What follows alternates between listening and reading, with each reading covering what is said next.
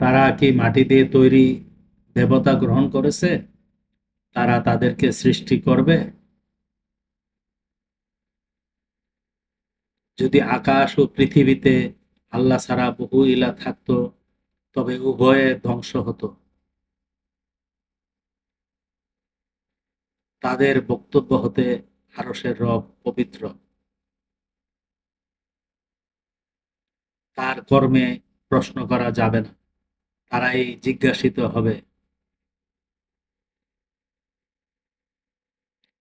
তারা কি তাকে ছাড়া বহু ইলাহ নিয়েছে? আপনি বলুন, তার সপক্ষে তোমরা প্রমাণ নিয়ে আসো।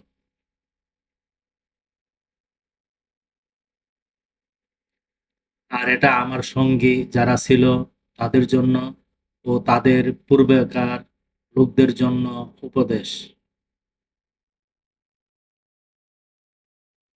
কিন্তু তাদের অধিকাংশই প্রকৃত সত্য জানে না, তাই তারা মুখ ফিরিয়ে নেয়। আয়াত ২১ থেকে ২৪, সূরা আম্বিয়া, আল কুরআন।